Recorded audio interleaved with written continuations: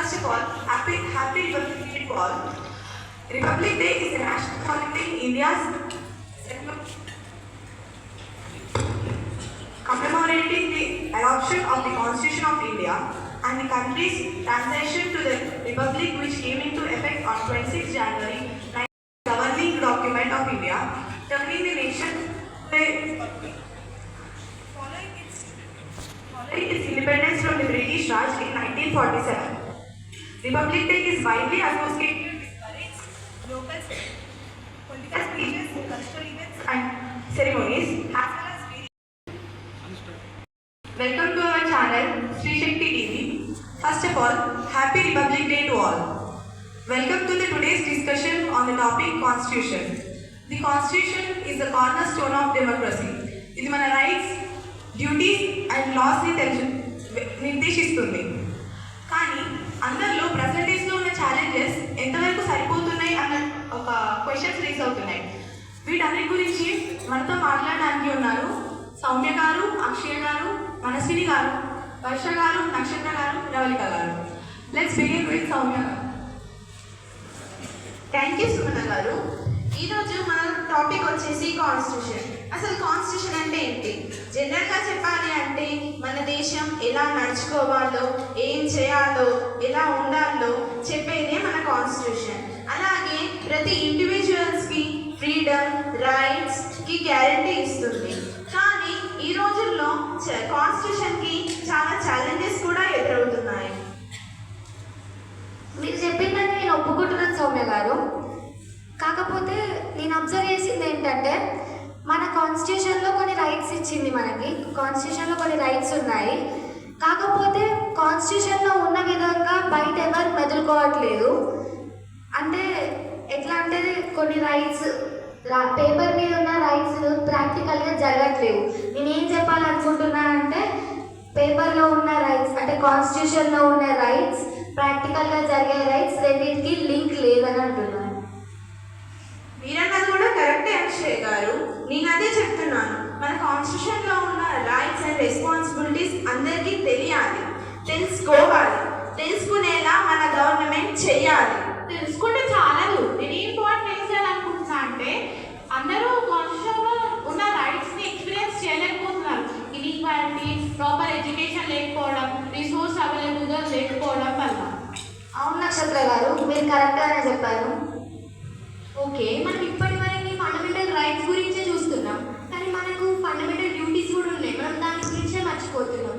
మన కాన్స్టిట్యూషన్ అనేది fundamental rights and fundamental duties రెండింటి గురించి చెప్తుంది. కానీ మనకు కావాల్సిన రైట్స్ గురించి చూస్తున్నాం, కానీ మనం చేయాల్సిన డ్యూటీస్ని ఇగ్నోర్ చేస్తున్నాం. సో దీనివల్ల సిస్టమ్ అనేది ఇంబ్యాలెన్స్ అవుతుంది కదా. సో నేనేం చెప్పాలనుకుంటున్నా అంటే fundamental rights and fundamental duties are the two sides of a coin. Valid point Varsha గారు. కానీ వర్ష గారు నిజంగా అందరికీ ఫండమెంటల్ డ్యూటీస్ అందరూ అంటే ఏంటో తెలియదు కదా. కొంతమంది పూర్ పీపుల్ ఎడ్యుకేషన్ ప్రాపర్గా లేకపోవడం వల్ల ఫండమెంటల్ డ్యూటీస్ని ఎక్స్పీరియన్స్ చేయలేకపోతున్నారు, వాటిని చేయలేకపోతున్నారు కదా. చెప్పాల్సిన బాధ్యత కూడా గవర్నమెంట్కి ఉంది కదా.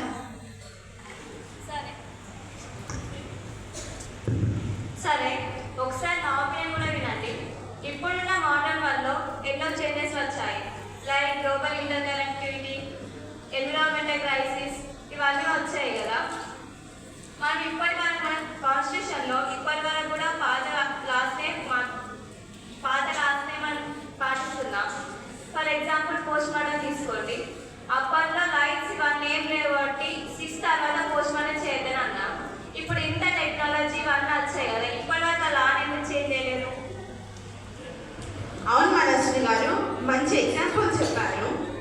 నిజంగా మీరు అన్నట్టు ఒకప్పటిలాగా ఇప్పుడు లేదు, కానీ ఆ రూల్స్ కూడా చేంజ్ కాలేదు. కానీ అలాంటి రూల్స్ చేంజ్ చేయాలి అంటే కరెక్ట్ వాల్యూ ఉండాలి, అందరూ దానికి వాల్యూ ఇవ్వాలి. అలాగే అయితేనే మన దేశం బాగుంటుంది. ఓకే, ఇప్పుడు నేను ఒక పాయింట్ రేస్ చేయాలనుకుంటున్నాను. ఏంటంటే గవర్నమెంట్ పవర్స్ని అదుపులో ఉంచి సిటిజన్స్ని అథారిటేరియనిజం నుండి ప్రొటెక్ట్ చేసి అందరికీ ప్రొటెక్షన్ ఇవ్వడం కూడా మన కాన్స్టిట్యూషన్లో ఒక మెయిన్ ఫంక్షన్.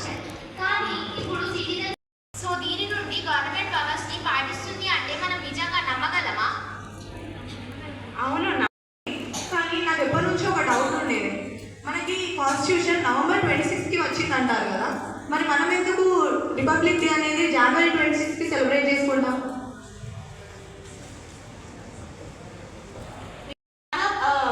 యాక్చువల్గా మనం నవంబర్ 26, 1994లో అది అప్రూవల్ అయింది, కానీ అది అఫీషియల్గా అనౌన్స్ చేసింది మాత్రం 26 జనవరి రోజున. అందుకే మనం 26 జనవరి రోజున రిపబ్లిక్ డేగా సెలబ్రేట్ చేసుకుంటాం. ఓకే నక్షత్ర గారు, ఈ క్వశ్చన్ అందరిలో ఉంటుండే అని ఎక్స్పెక్ట్ చేసిన మీ ఆన్సర్ వల్ల ఇది అందరికీ క్లియర్ అయింది అనుకుంటున్నా. సౌమ్య గారు, మీరు కాన్స్టిట్యూషన్ అందరినీ గైడ్ చేస్తుంది అని పాయింట్ రేస్ చేశారు కదా, but how do you think the constitution actually benefits the common people?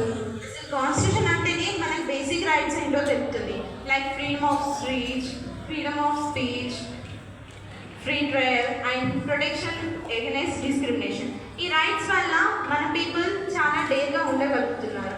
ఈ రైట్స్ని మిస్యూజ్ చేయకుండా మన గవర్నమెంట్ చూసుకుంటుంది, అది మాత్రం గ్యారెంటీ ఇవ్వచ్చు. అందుకే నేను అన్నాను constitution is safeguard for freedom. But Soumya garu, ఈ రైట్స్ అన్ని అందరికీ ఎలా పాటియాలో తెలుసంటారా? తెలుస్తుంది, ఎందుకంటే మనం ఈ రైట్స్ని డైలీ లైఫ్లో చూస్తున్నాం కదా. అంతెందుకంటే ఇప్పుడు నేను మాట్లాడుతున్నా, ఇది నా రైట్ టు స్పీచ్. సరే అండి, మీకంటే తెలుస్తుంది, మీకంటే రైట్ టు స్పీచ్ అని ఒకటి ఉంది కాబట్టి మీకు తెలుస్తుంది. బట్ యాక్చువల్గా అయితే చాలా మందికి రైట్స్ని ఎట్లా యూజ్ చేయాలో తెలియదు. ఇవన్నీ రైట్స్ ఎట్లా యూజ్ చేయాలో తెలియాలంటే ఎడ్యుకేషన్ కావాలి.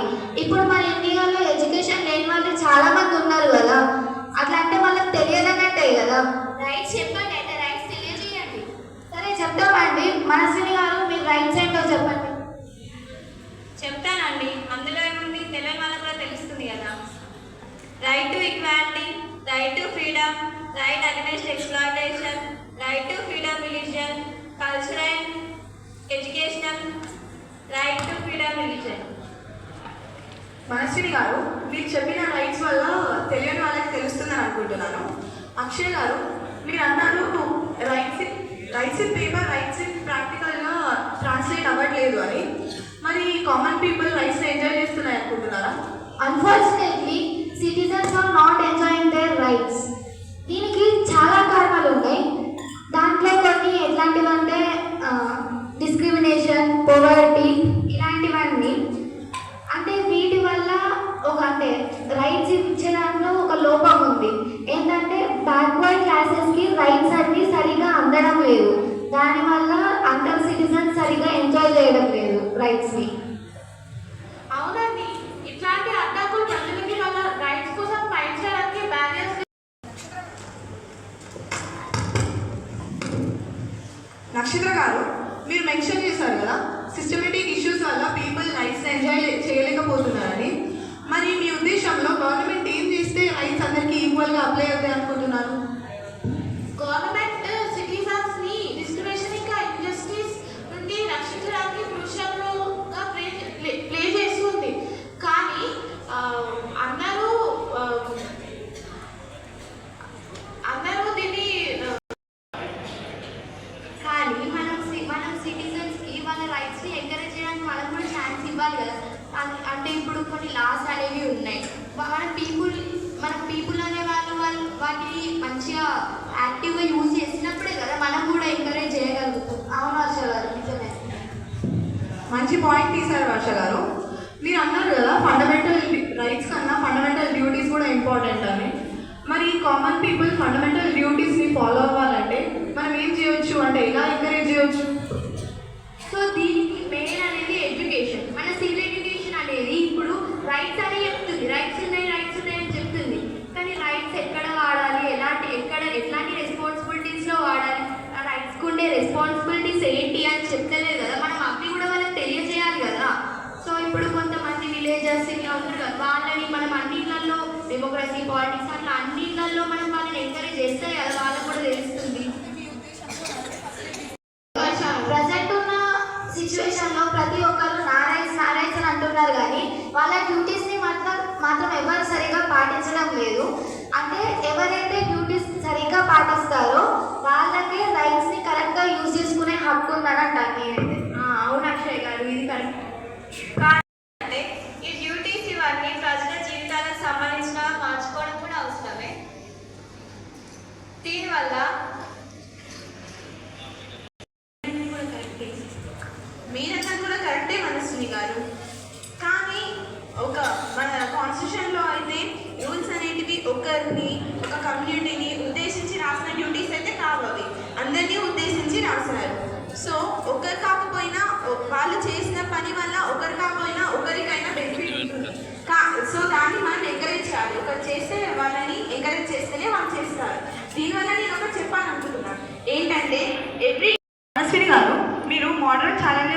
Constitution ఎలా remains relevant in the face of technological advancement and global issues.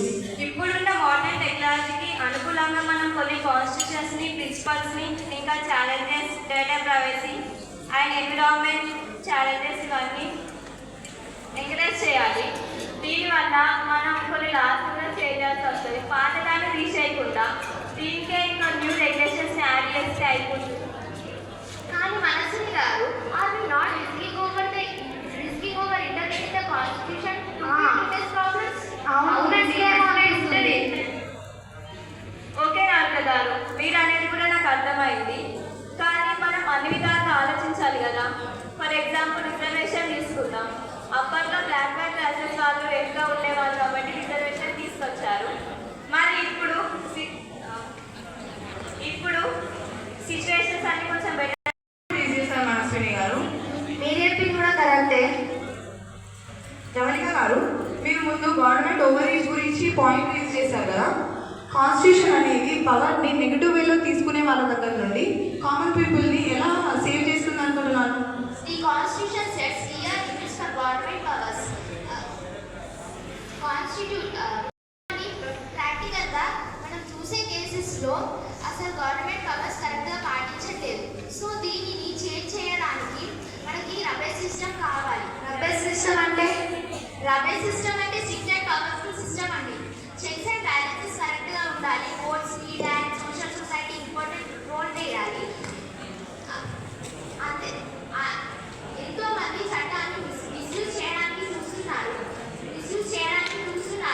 కానీ చట్టం గురించి చుట్టం కావాలండి. అందరూ చట్టాన్ని తెలుసుకొని నడుచుకోవాలి. అవునండి, మీరు చెప్పింది కరెక్ట్. చాలా బాగా చెప్పారు. అవునండి రవిక గారు, అసలు మన కుల మత భేద వర్గాలు ఇంకా అనేక తేడా లేకుండా అందరం చట్టం ముందు సమానంగా ఉండాలి కదా. చాలా బాగా చెప్పారు వర్ష గారు.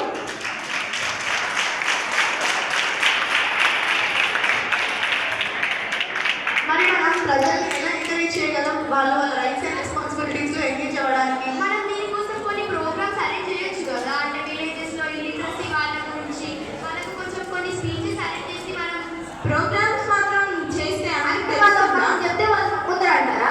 నమ్ముతారంటే మనం చెయ్యాలి కదా. మీరు చేయాలని చెప్పే మనం చెయ్యాలండి. చేసేది గ్యారెంటీ ఉంటుందా?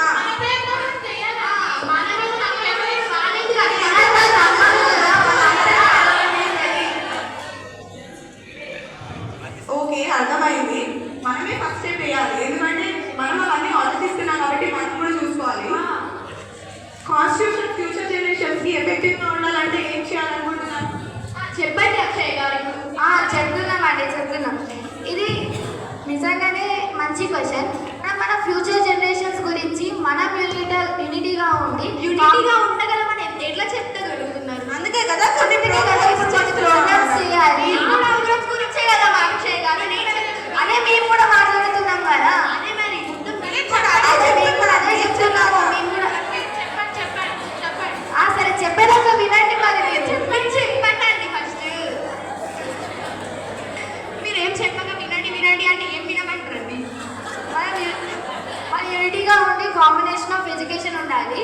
ఇంకా కంటిన్యూయస్ ఇంటర్ప్రిటేషన్, ఇంకా కొన్ని మెయింటైన్ అంటే మనం మెయింటైన్ చేయాలి. ఫస్ట్ మనం యూనిటీ ఉండడానికి ట్రై చేయాలి. అది మన అవునండి, నేను కూడా అదే చెప్తున్నా. మనం యూనిటీగా ఉండాలి. మనం యూనిటీ ఇప్పుడు చూడండి, మనమే ఇంకా కొట్టుకుంటున్నాం. మనమే యూనిటీ ఉండలేము. మనం యూనిటీ ఉంటే కదా మనం వేరే వాళ్ళకి చెప్పాల్సి వస్తుంది. ఇప్పుడు మనం ఏ విషయం అయినా కూడా మన వాట్సాప్గా తీసుకోవట్లేదు, కానీ మన ఫ్యూచర్ జనరేషన్ నుంచి అప్పుగా తీసుకుంటున్నాం. సో ఇప్పుడు నేను చెప్పాలనుకుంటుంది ఏంటంటే, కాన్స్టిట్యూషన్ అనేది ఫ్యూచర్ జనరేషన్స్కి ఎఫెక్టివ్ ఉండాలంటే మనం యూనిటీ ఉండి కాంప్రమైజ్ అయ్యే దగ్గర కాంప్రమైజ్ అయ్యి వినే వాళ్ళకి అర్థమయ్యేటట్టుగా చెప్పాలి మనం. అదే కాకుండా ఇంకా మనకి అందరికి డ్యూటీస్ ఉన్నట్టు మన స్టూడెంట్స్కి కూడా కొన్ని డ్యూటీస్ ఉంటాయి. అవునండి, సిటిజన్స్కి డ్యూటీస్ ఉన్నట్టు మనకు స్టూడెంట్కి కూడా కొన్ని డ్యూటీస్ ఉన్నాయి. లైక్ ఎట్లా అంటే మనం రూమ్లో నుంచి బయటకు వచ్చినప్పుడు లైట్స్ ఆఫ్ చేయడం, మనం ట్యాప్స్ ఆఫ్ చేయడం, వాటర్ చేయడం,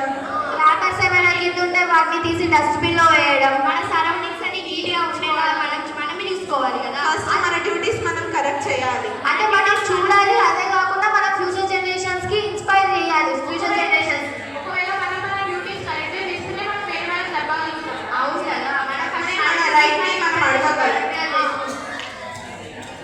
మన డ్యూటీస్ మనం కరెక్ట్గా చేస్తే మన రైట్స్లో మనం అడగవచ్చు కదా. అవునండి. ఓకే, థ్యాంక్ యూ అందరికీ.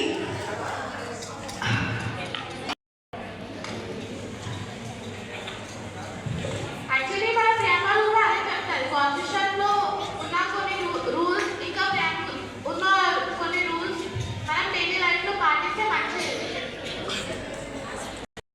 సెక్యులర్ అని చదువుకున్నాం కదా. అవును. అందులో ఉన్న ప్రతి దానికి మంచి మీనింగ్ ఉంటుంది కదా. అవునండి, మన కోర్ వాల్యూస్ని మనం రెస్పెక్ట్ చేయాలి. అవును, మన థ్యాంక్ యూ అందరికీ. చాలా విలువైన మాటలు మాట్లాడారు. I appreciate all of your contributions to this important discussion. Constitution గురించి క్లియర్గా తెలుస్తుందని అనుకున్నా. కాన్స్టిట్యూషన్ అనేది లివింగ్ డాక్యుమెంట్ లాగా నిలిచిపోతుంది. మనకి సిటిజన్స్ నుండి thoughtful interpretation and active engagement ఉండాలి. మనం అందరం యూనిటీగా ఉండి మనమే ఫస్ట్ స్టెప్ వేసి వాళ్ళందరినీ ఎంకరేజ్ చేద్దాం. ఇంతటితో ఈ డిస్కషన్ సమాప్తం. ధన్యవాదాలు. జై హింద్.